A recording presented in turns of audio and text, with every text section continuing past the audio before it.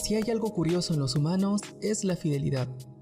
Considerada como una virtud, parece ser que, sin importar la condición social, raza, credo o cultura, nos hace sentir diferentes a todos los demás seres con los que compartimos este planeta. Se puede decir que la fidelidad, como la inteligencia y la conciencia, nos hace humanos, pues todos razonamos y constantemente tomamos decisiones conscientes de nuestra presencia aquí y ahora. Sin embargo, ¿todos somos fieles?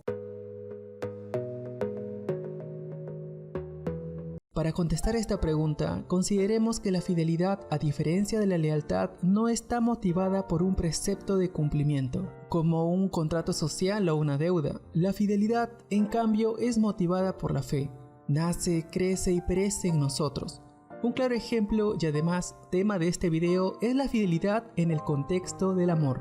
Y convengamos en algo, amamos la fidelidad, no importa la ubicación geográfica ni la época, todos deseamos un amor fiel, y la falta o falla de esta siempre trae malas consecuencias.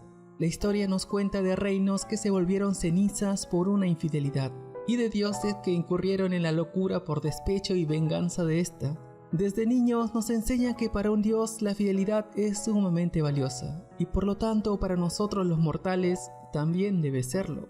Entonces, ¿somos fieles? La respuesta es obvia, claro que no. Y es muy interesante, deseamos y exigimos algo que en realidad se nos hace difícil dar.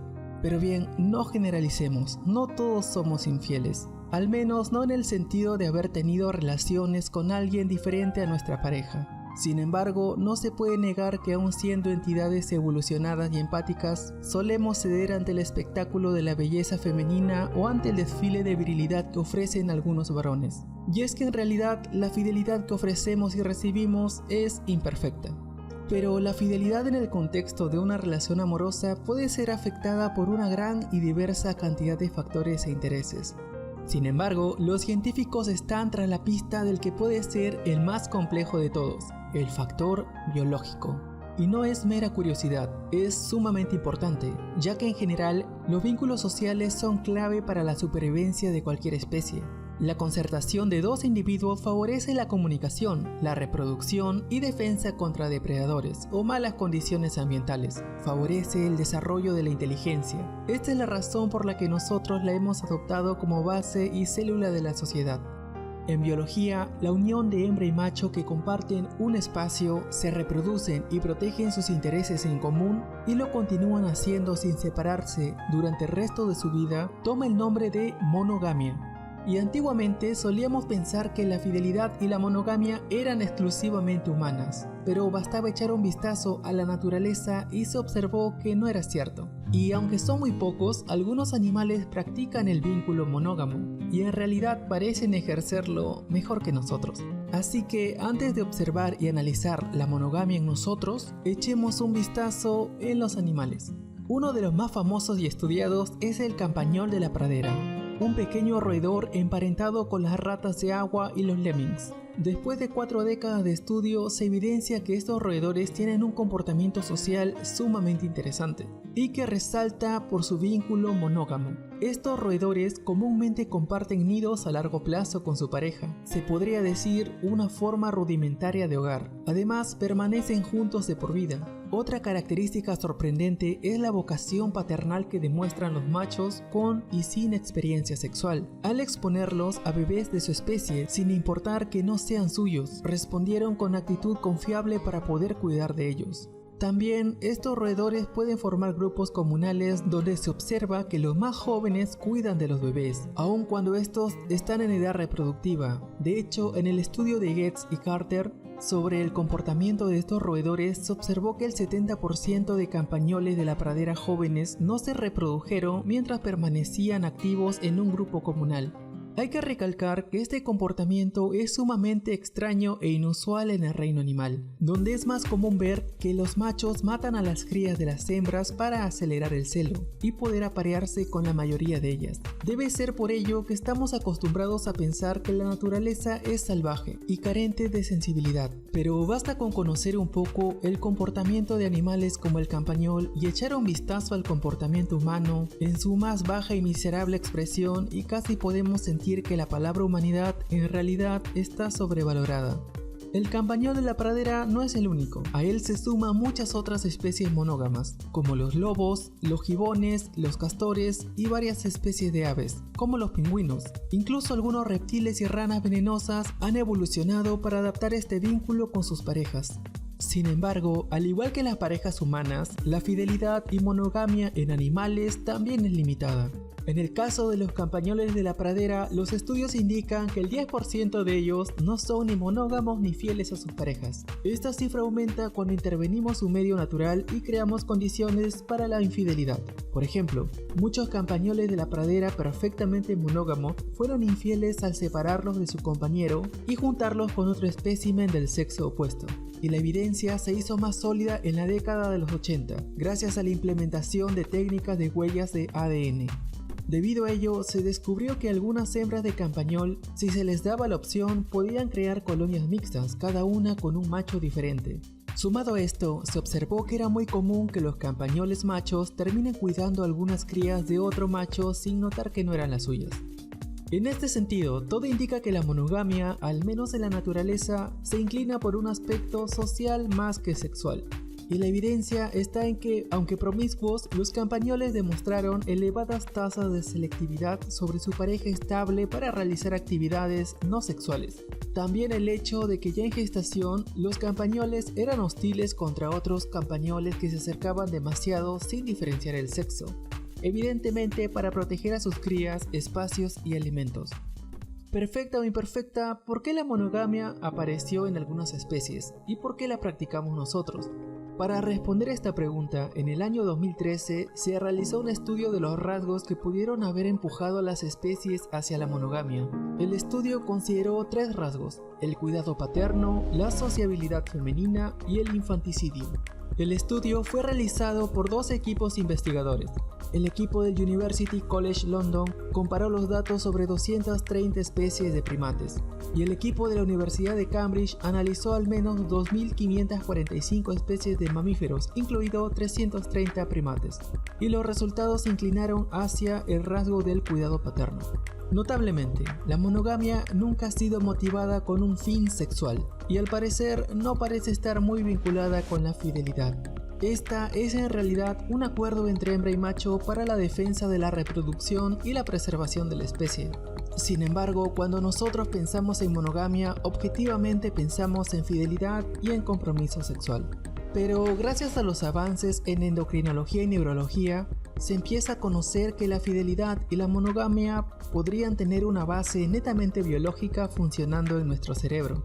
Inicialmente se creía que los fenómenos sociales como el amor y las adicciones eran demasiado complejos como para verlos desde un punto de vista mecanicista. Sin embargo, se han determinado los elementos hormonales y neuronales implicados en su funcionamiento, y ante esto empiezan a comprenderse los que funcionan con la fidelidad y la monogamia. ¿Y quién quita de que algún día, de alguna forma, se puedan mejorar? Porque seamos honestos, todos queremos ser fieles. Sería un caso muy raro y particular presentarse ante la sociedad como un sujeto infiel, porque como mencioné al principio, tenemos arraigada la idea de que la fidelidad humana es en parte lo que nos hace diferentes, más humanos y confiables, por así decirlo. Y claro, la confianza nos encanta, dependemos de ella, porque la confianza es la base de todos los vínculos sociales, pero no practicamos la fidelidad y la monogamia como lo anhelamos. Al igual que los pequeños campañoles de la pradera, somos más leales que fieles, y somos más leales a nuestros instintos que empáticos con las demás personas, especialmente cuando nos mueven los deseos más primitivos, como el hambre y el sexo. Aunque cuesta arriba y llena de obstáculos, la ciencia está escalando hacia develar los secretos y misterios del comportamiento social en diversas especies, incluida la nuestra. Y uno de los grandes logros es que se han identificado las hormonas y genes que podrían estar implicados en el funcionamiento del comportamiento social, y por lo tanto implicados en la fidelidad y la monogamia. Una muestra de estos avances nos hace retornar a los campañoles de la pradera, que son monógamos, aunque infieles, pero hacen el mejor esfuerzo que un roedor puede ofrecer, al menos comparados con sus primos, los campañoles de la montaña. Genéticamente, ambas especies son casi idénticas. De hecho, comparten una similitud genética de más del 99%, pero hay una enorme diferencia en cuanto a su comportamiento social. El primo de las montañas es más del tipo Casanova. Su actividad sexual con una hembra es de un solo día. No se agrupa y prefiere copular con todas las hembras que pueda, totalmente distinto a su primo más hogareño de la pradera. Pero si tienen tanta similitud genética, ¿por qué la diferencia en el comportamiento social es tan feroz? Por fortuna, esta enorme similitud entre especies y enorme diferencia en su comportamiento es valiosa en extremo, porque deja muy pequeño el pajar de dónde buscar la aguja. Y finalmente, la respuesta se encontró en las hormonas hipofisiarias oxitocina-vasopresina. En experimentos se observó que estos neuropéptidos actúan sobre las áreas cerebrales de la recompensa y el refuerzo en los campañoles de la pradera, promoviendo la monogamia. Por otro lado, sus primos promiscuos carecían de receptores para oxitocina y vasopresina en las mismas áreas cerebrales. Por ello, aunque se les inyectara la hormona exógena, los primos de la montaña no podían ser monógamos. No había algún estímulo en el área de refuerzo ni la recompensa. En ese sentido, en el experimento de la doctora María Cho en los campañoles se observó que cuando se bloqueaba un receptor, el de oxitocina o bien el de vasopresina, a nivel cerebral, dejaban de formarse preferencias selectivas entre los roedores, pero su comportamiento aún era sociable. Sin embargo, si se bloqueaban ambos receptores, desaparecía totalmente las preferencias sociales. Y ambos géneros de campañoles demostraron una significativa reducción en el comportamiento social. Desde entonces, referentes en el campo de estudio de la neuroendocrinología conductual son sin duda los sistemas de oxitocina y vasopresina, dos hormonas formadas por 9 aminoácidos cada una, que inicialmente se creía que solo afectaban la presión sanguínea. Hoy se consideran verdaderos moduladores del complejo comportamiento social de muchas especies, incluidos nosotros.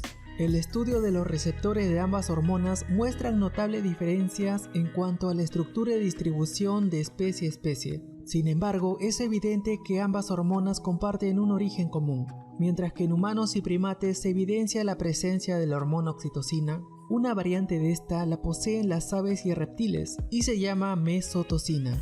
Y en los peces toma el nombre de isotocina. Y lo mismo con la hormona vasopresina. Esta es funcional en mamíferos. Sin embargo, otra variante la poseen los anfibios y peces, llamada vasotocina. Esto explica el porqué de la presencia del vínculo monógamo en diversas especies, incluida la especie humana. Los estudios indican qué tan a merced estamos de estas hormonas y receptores en nuestro cerebro. Un estudio del 2014 publicado en el Journal de Neurociencias reveló que la exposición a oxitocina administrada intranasal en voluntarios varones modula la distancia entre ellos y mujeres atractivas. El estudio fue diseñado para que los hombres solteros y no solteros inhalen la famosa hormona del amor, y los resultados indicaron que los varones con compromiso guardaron mayor distancia y se aproximaron más lentamente a mujeres atractivas, en comparación con los varones solteros, concluyendo que la oxitocina juega un papel positivo en la conservación de la fidelidad y la monogamia. Pero cabe mencionar que la hormona no tuvo efecto en varones solteros.